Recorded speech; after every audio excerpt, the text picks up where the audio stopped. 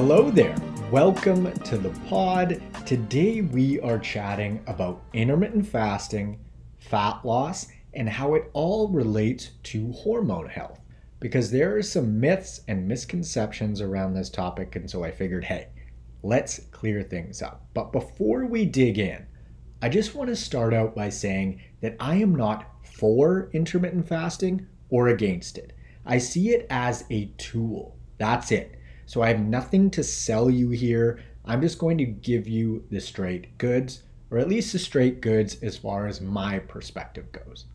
So we're going to cover the three main types of intermittent fasting, how they work for fat loss, how they interact with the endocrine system, which is just a fancy way of saying hormones, and I'm also going to touch on how I've implemented fasting with my clients, male and female, as well as my personal experience with fasting over the years. So first up, we've got to define a few things here because intermittent fasting is actually an umbrella term for three main eating patterns. The first one is time-restricted eating, which just means limiting your food intake to certain times of the day. And the most common or popular setup is what's called 16-8. Which just means that someone would eat for 8 hours and not eat for 16 hours. Simple stuff. And this does include sleeping. So 8-ish of the 16 hours that you're not eating, you'll be sleeping. The second one is something called alternate day fasting, which means someone would eat quote unquote normally, whatever that is to them, for a day and then not eat for a day, and then eat for a day and not eat for a day, and so on. And lastly, we've got prolonged fasting, which typically refers to not eating for 48 hours, so 2 days at a time, or more. And some folks actually do this on a regular basis. They're often referred to as rolling 48s, and so they eat for a day or two, and then they literally just don't think about or interact with food for a couple days, rinse and repeat. Just as a quick side note, many of the folks that choose to implement intermittent fasting with success are in fact women. Women of all ages, so young women, pre, during, and postmenopausal women. So if you are female, keep listening because this isn't just for dudes. All right, so those are the three main types of intermittent fasting. So you can think about this like intermittent fasting is at the top, and then there are three main branches or types of intermittent fasting that we just mentioned. Most folks are only really aware of the one type, which is technically time-restricted eating, but as you now know, there are different setups. Also, instead of saying intermittent fasting 80 million times in this episode, I'm often going to refer to it as IF moving forward. And if I'm talking about any specific subtype, I'll mention it. Now, the most interesting part of this quote-unquote fasting stuff, in my opinion, is that this was just common practice for our ancestors, whether it was involuntary, i.e. no access to food for periods of time, or voluntary, via fasting's healing properties and or religious and cultural practices. I'm sure that you've heard of Ramadan, which is still widely practiced today, where Muslim folks choose not to eat from sunrise to sunset for a month at a time. This is time-restricted eating to a T, which is a type of IF, like we just covered. Now, the reason why IF has become more and more popular as of late in the fitness and health community is because our food environment has changed so much. The involuntary aspect of fasting no longer exists in the Western world because we have food access 24/7. We don't have unsuccessful hunts anymore because we have grocery stores. And so it begs a really interesting question. Does our physiology, our bodies, actually expect us and truly thrive going for at least some periods of time without food due to how we evolved in our food environment? It's an interesting thought, right?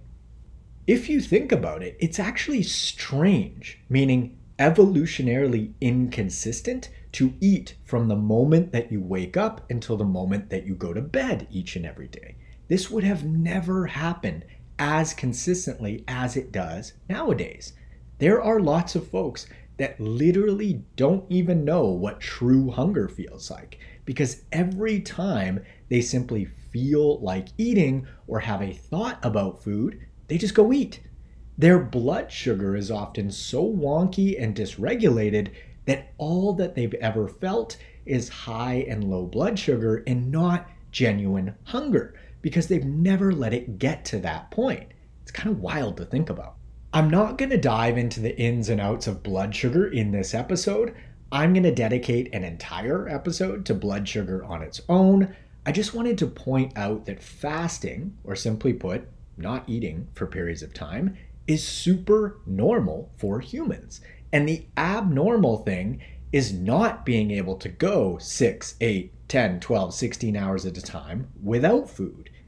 If you are physically lethargic, mentally unclear, and emotionally unstable, if you don't eat every 2, 3, or 4 hours, aside from when you're sleeping, that's not good.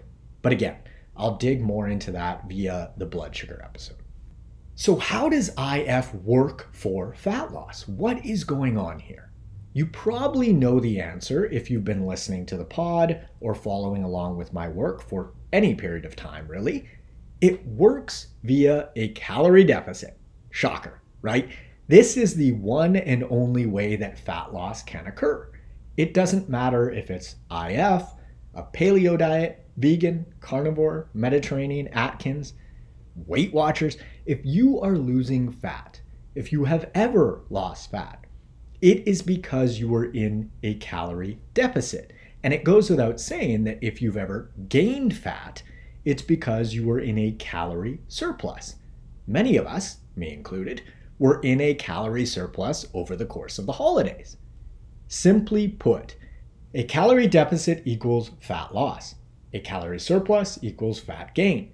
Eating at your caloric maintenance equals stable body fat levels. Meaning, there is nothing special about any specific approach in regards to fat loss, IF included. On a fundamental level, they all work the exact same way via a calorie deficit. However, what's different is that there are different strokes for different folks, right? Some people like doing IF, others don't. Some folks love the paleo diet. Great. Others prefer Weight Watchers or carnivore, or you name it. There is more than one way to skin a cat, and different dietary protocols have various advantages and disadvantages. And the key really is sustainability, meaning the best dietary approach for any given individual is the one that they want to follow. That's what I do every day, all day long. Personalized nutrition and lifestyle for my clients based on their individual needs, priorities, schedule, etc. I personally don't put people on any rigid dietary paradigm. All of my clients' programs are somewhat of a hybrid, or essentially customized to them individually. Now, I want to give you a few practical examples of how IF actually works from a fat loss standpoint in the real world, because I think that these examples will be far more useful for you as far as understanding the big picture. So let's go through an example for each one of the branches of IF. First up, we've got time-restricted eating. So let's say someone implements the 16-8 setup, so they're eating for 8 hours and they're not for 16 hours. When you compress the time in which you have to eat, the vast majority of folks just tend to eat fewer total calories, versus if they ate for, say, 10, 12, or 14 hours, because typically time-restricted eating plays out via skipping either breakfast or dinner, and when you skip a meal, you are reducing your calorie intake. And even if the meals that you do eat are slightly larger than they typically were, they're usually not so much larger that they completely make up for the skipped meal from a calorie standpoint. For example, let's say that you skip breakfast and you have a slightly larger lunch. a normal afternoon snack, and then a slightly larger dinner than usual.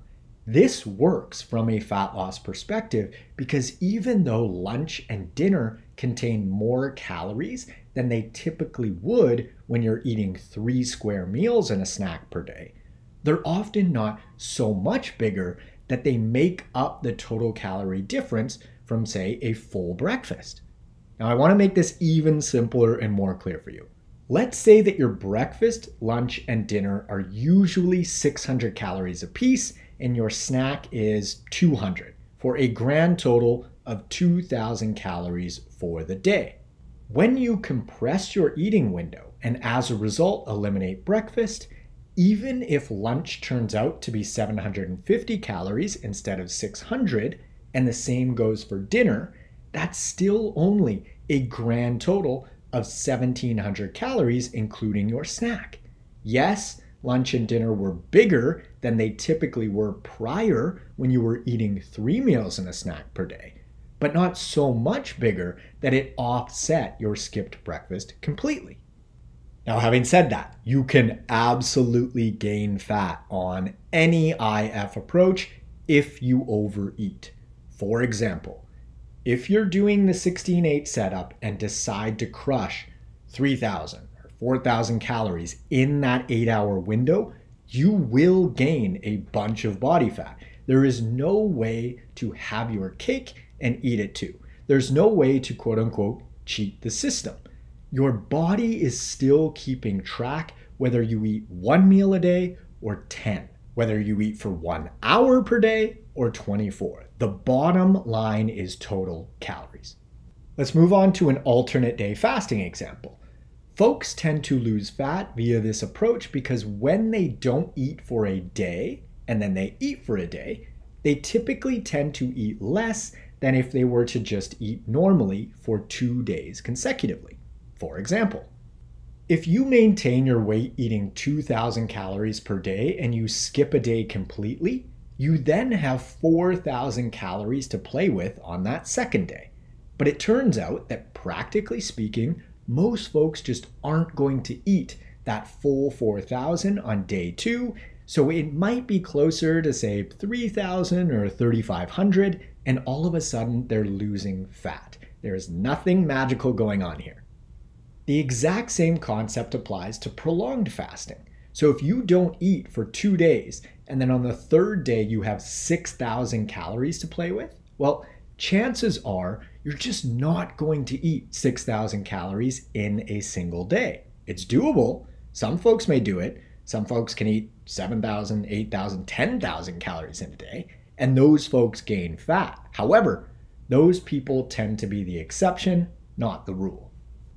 So this is how IF works for fat loss, via a calorie deficit. And the primary reason why there is so much confusion around how IF works for fat loss, and honestly any dietary approach, is because humans are inherently terrible at assessing how many calories we eat. If you track your intake 100% accurately, everything will become abundantly clear. And even if you don't track accurately, the cool thing is that your body is doing it for you. It is the ultimate barometer and it never lies. Now let's get into the hormonal piece, because there is even more confusion in terms of hormones and IF, especially in regards to female hormonal health via intermittent fasting. We've got 2 key factors at play, and they apply to both men and women hormonal health-wise. The first factor is total calories.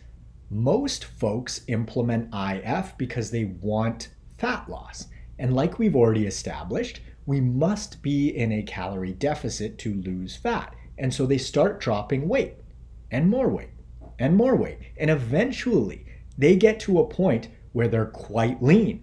Now, everyone has a point where once they get to X body fat percentage, their health starts to decline. This also happens on the upper end, of course. We're all well aware that being overweight is a health concern, but so is being underweight or too lean. The kicker is that this spot is slightly different for everyone.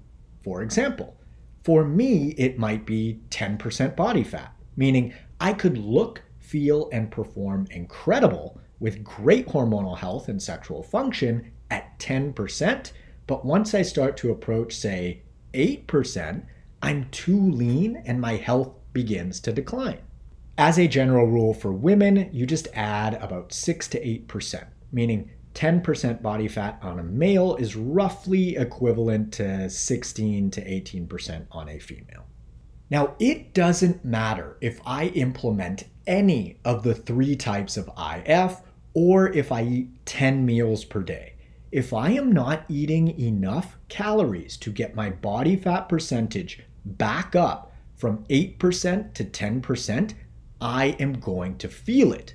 For example, if my maintenance calorie intake is 2,000 calories per day to maintain 8% body fat, it doesn't matter if I stop doing IF and eat 20 200 calorie meals per day from the time that I wake up until the time that I go to bed. I am still at 8% body fat. And so this is where the confusion comes in. Folks think that it's intermittent fasting that's the problem. No, it's the total number of calories. Because if I'm maintaining a body fat percentage that is too low for me, it's too low for me. It doesn't matter if I'm eating 1 meal per day or 20. The issue is not frequency of feeding dependent. It's a matter of insufficient calories to support a healthy body fat percentage for me.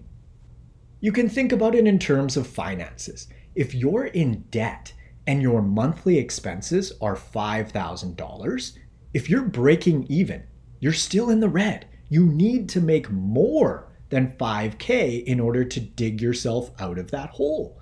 Eating 2,000 calories and maintaining 8% body fat in this example is keeping me in debt. It doesn't matter if my employer starts to pay me my $5,000 in more frequent intervals. The issue isn't how often I'm being paid. The issue is I'm not making enough money to get out of debt. So in a scenario like this, folks tend to stop fasting. They start eating, say, 3 or 4 square meals per day, maybe even adding snacks. And as we know, most people tend to spontaneously eat less when their eating window is smaller and spontaneously eat more when their eating window is bigger. So they add calories, their body fat increases, they start to feel better, perform better, sexual function comes back online. If they're female and they had an interrupted cycle, that may normalize. And then they go, ha, I knew it. It was the fasting that was the problem.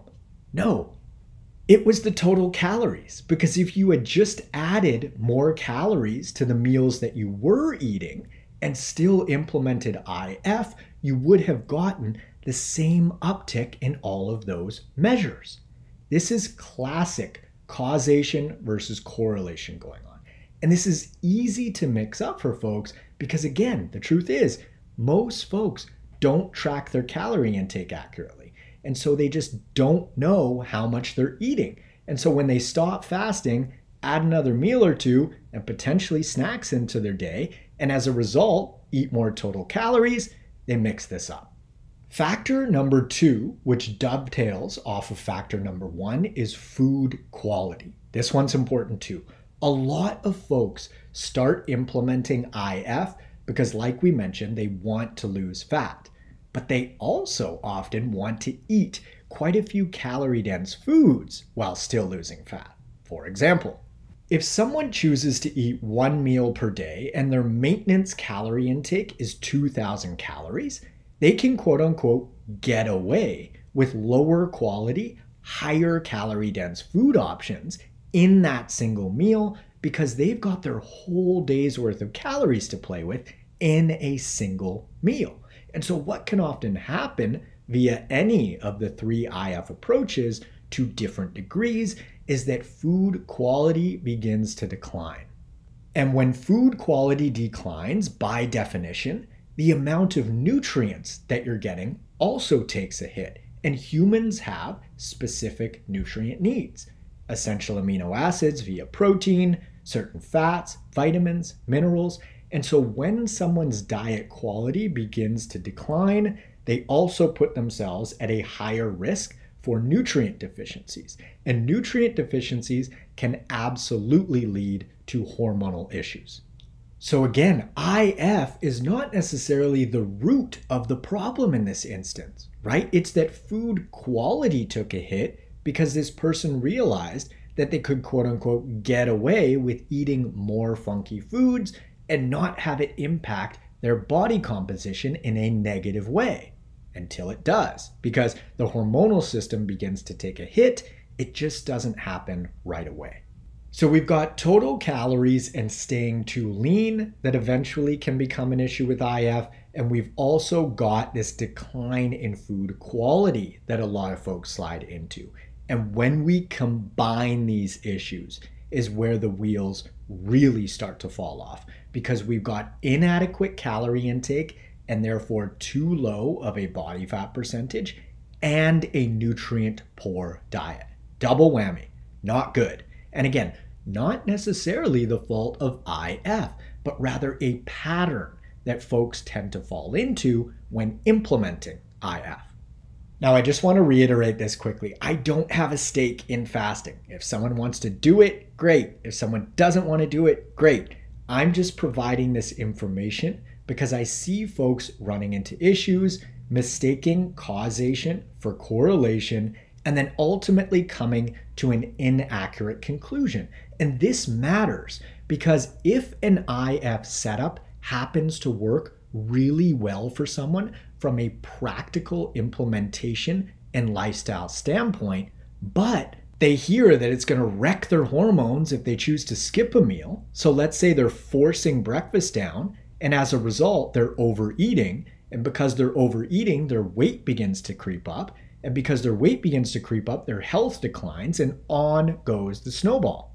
This distinction matters because when we know the mechanisms and true causes at play, we can make a much more informed and effective big picture decision. For example, I have male clients that successfully implement IF here and there, and I have female clients that successfully implement IF here and there.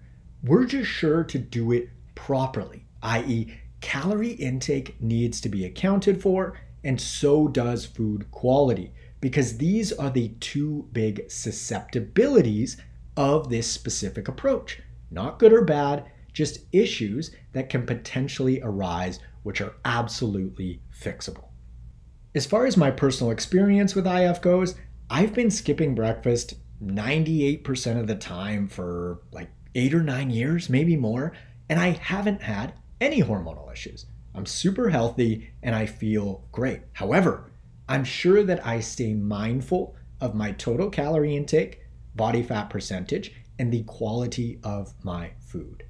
I usually eat my first meal anywhere between 10 a.m. and 1 p.m. and my second meal between 5 p.m. and 7 p.m., depending on whether it's a weekday or a weekend. And it works great for me. Personally, I find it really easy to manage my body composition, and it gives me the flexibility to work food around my day and not my day around food. It's a fit. Having said that, if IF isn't a fit for you, no problem. You don't have to do it.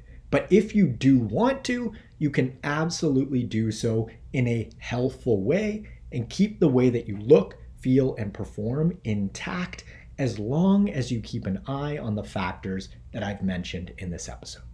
At the end of the day, it's all about finding an approach that works for you and that you can implement consistently.